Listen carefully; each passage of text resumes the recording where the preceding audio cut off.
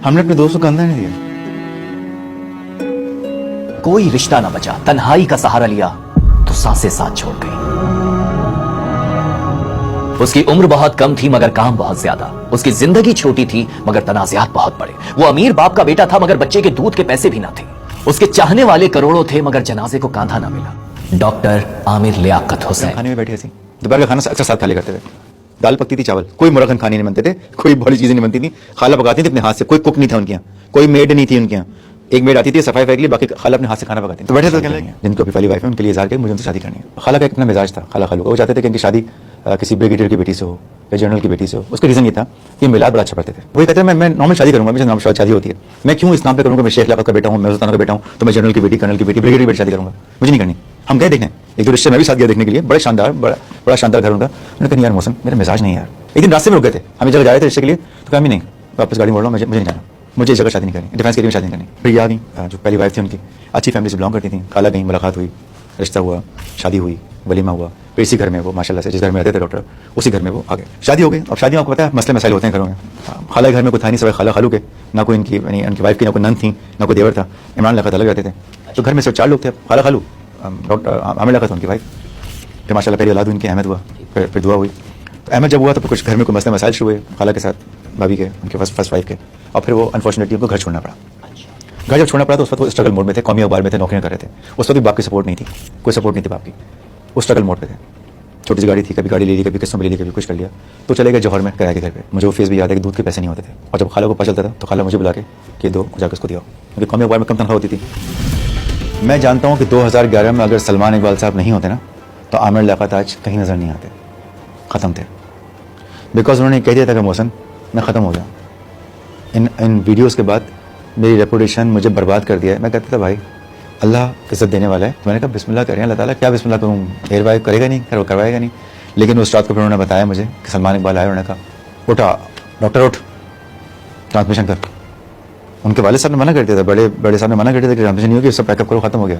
सलमान इकबाल साहब ने कहा नहीं आमिर तो उठ। और उस रात को सलमान इकबाल वहाँ खड़े हुए हैं, उनको कहा है सैरी पे बैठो, और सैरी पे पहली कॉल मदीना से आई। और वो 14वां रोज़ा था कि इनकी फ़्लाइट ऐसे गई है, और 27वें रोज़े को जियो की ट्रांसमिशन बंद हो गई थी, रैपअप कर दिया था उन्होंने। वो तो इज़्ज़ो मंतशा वो तो ज़िल्लो मंतशा। उनको एयरवाई नहीं छोड़ना चाहिए था, क्योंकि एयरवाई ने सलमान इकबाल ने उस वक्त सपोर्ट किया जब कोई नहीं था।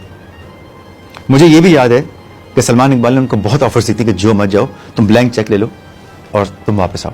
इन्होंने कहा नहीं यार मेरा ख़ानदान यानी जहाँ मैं पला बड़ा हूँ वो जियो है, मेरी फैमिली जियो है, मुझे जियो ने पाल पोस के बड़ा किया है, तो मैं वापस जाऊँगा। अपार्टमेंट वो वादे के मुताबिक शरई तौर पर पहली वाइफ के नाम कर चुके थे। उसके बाद उन्होंने कहा मैं अपने घर बनाना चाहता हूँ, उसके लिए भी लोन लिया उन्होंने, उसके लिए भी लोन लिया। और उस वक्त माशाल्लाह से उनकी जियो की बहुत अच्छी सैलरी हो गई थी। उसके बाद उनके रमज़ान के जो स्पॉन्सरशिप के पैसे थे वो मिला करते थे, वो थे, वो कुछ जमा करके उन्होंने कहा यार मैं ख़याबान तारिक पर मुझे एक शायद 800 गज़ का था या 600 गज़ का घर था, वो लेना है। वो जो घर लिया और जो उसकी रेनोवेशन पे पैसे खर्च किए वो एक ह्यूज अमाउंट था। लेकिन मौसम भाई वो एक आपस की रंजिशों में, आपस की मिसअंडरस्टैंडिंग्स में, ज़िदों में वो घर आबाद तो हुआ लेकिन वैसा नहीं हुआ जैसा होना था। जिस वक्त पहली वाइफ छोड़ के गई हैं ऑफिस, हमारे ऑफिस से निकली हैं बाहर तकलीफ और दुख के साथ, वो डिक्लाइन मोड था। उसके बाद फिर उठ नहीं सके हम लोग, और आज तक आबाद में चूहे लौट रहे हैं, चूहे दौड़ रहे हैं, गटर का पानी खड़ा होता है। फिर आबाद भी आबाद नहीं हो सका। आबाद क्या था, आबाद क्या चीज़ थी, आबाद प्रोडक्शन क्या था, अहमद, आमिर, बुशरा, दुआ। उस वक्त आमिर लियाकत के उरूज का यह आलम था कि पाकिस्तान के वो चैनल्स मालिकान जिन्हें सदर और वजीर आजम भी झुककर सलाम करते थे, वो आमिर लियाकत के सामने झुककर अपने चैनल पर आने की ऑफर किया करते। दुनिया की हर शय आमिर लियाकत को मिलती जा रही थी, शोहरत, दौलत, इल्म, अस्ल रसूख, सब कुछ था। सारी दुनिया आमिर के कदमों में निछावर हो रही थी। आमिर बादशाह बन रहा था। हर औरत अपने रिश्तों के लिए पजेसिव होती है, अपने शौहर के लिए पजेसिव होती है। उसका मतलब ये नहीं है कि वो जो है वो बस बिल्कुल ही छोड़ दे, डील छोड़ दे। उन्होंने बड़ी कोशिश की कि वापस हो जाए, ये सब चीज़ें ना हो और डिवोर्स भी ना हो। कौन चाहिए कि औरत का डिवोर्स हो जाए उसको। मेरी बीवी से शर्त थी कि कभी डॉक्टर आमिर लियाकत अपनी वाइफ को तलाक नहीं देंगे। मेरा ये ईमान था कि ये इनसे इश्क करते हैं। लेकिन वो कहते हैं ना दिमाग में जब शैतान उतर आता है तो वो वसवसे डालता है, वो चीज़ें ख़राब करता है, वो माइंड को घुमा लेता है। एक रिलेशनशिप, लॉन्ग टर्म रिलेशनशिप होते हुए आप किसी को तोड़ेंगे और मतलब किसी के साथ लिंक होंगे तो वो मेंटली तौर पे नहीं आपके साथ है। मुझे नहीं पता था ये शादी तीसरी कर चुके हैं। मैंने उनको फ़ोन किया, उन्होंने उठाया, कहाँ हो यार, तुम याद आ रहे हो, कहाँ हो, किधर हो? मैं कहा मुझे भी याद आ रहे हैं लेकिन आप मिलते ही नहीं हैं, क्या आ गए? कहाँ मैं आ गया हूँ, मैं कराची आ गया हूँ, सामने घर में हूँ, आ जाओ आ जाओ आ जाओ, मैंने बिरयानी बनाई, फिर बिरयानी इतना ऐसा लगा कि बस छोड़ो सब कुछ, अब जाना है इसके पास। थोड़ी देर बाद ही आए तो बगैर शर्ट के, छोटा सा शॉर्ट, गंदा सा शॉर्ट पहने। उस वक्त भी उनका स्टेटस मेंटल सही नहीं था। थोड़ी देर बाद उन्होंने आवाज़ लगाई, आ जाएं बाहर आ जाएं। वो तीसरी थी जो डिस्क्लोज किया ना, जो वहीं बात कर लें आपकी भाभी। उसके बाद उन्होंने कुछ एक ऐसी गुफ्तगू शुरू की जहाँ कैमरे पे करने की नहीं है। फिर मैंने गुस्से में आकर उनकी तरफ मुंह किया, खातून की तरफ। मैंने उनसे कहा कि ना आप मुझे जानती हैं ना मैं आपको जानता हूँ, ना मैं आपसे मिला हूँ ना आप मुझसे मिली, मैं कोई नहीं हूँ, आपसे मिलकर खुशी हुई। अब मुझे वो दिन याद है, मौसम भाई मैं बाहर बैठ के सिस्कियों से रोया हूँ गाड़ी में, और उन सिस्कियों के साथ मैंने उनको मैसेज भेजा, वॉइस नोट, मत कीजिए लड़की आपको नंगा कर देगी। वो जो जियो ने उनको मोहब्बत दी, जो प्यार दिया, जो लिबर्टी दी, जो उनको खुला हाथ दिया, वो शायद किसी ने नहीं दिया। बोल ने उनको तबाह किया। हम तो ये सोचते थे ना कि एक दिन ऐसा आएगा, फोन आएगा कि मौसम मैं जा रहा हूँ बुशरा के पास, बच्चों के पास, परिवार के पास, और मैं माफ़ी मांग के घुटनों को गब्बल करके मैं अपना घर बचाऊंगा।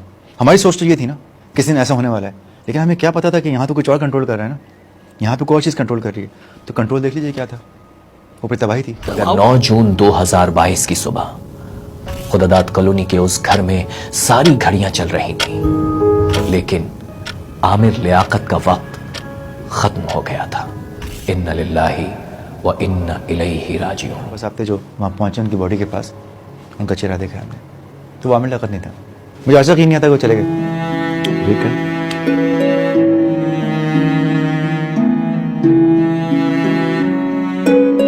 नमाज स्टेशन पर रखा हुआ था, पर छिपा का कपड़ा लगा था, नमाज उसी में पढ़ाई बेटे ने बहुत जल्दबाजी में। या उनके करीब रिश्तेदारों को चाहिए था कि वो कहते जी इनको कंधे का एहतमाम करना है हमें, कि कम से कम मज़ार के उस अहाते जहाँ नमाज हुई है और कब्र तक हम कंधे पे लेकर जाएं। डोली थी नहीं, वो तो स्ट्रेचर था सिर्फ। हमने अपने दोस्तों को कंधा नहीं दिया।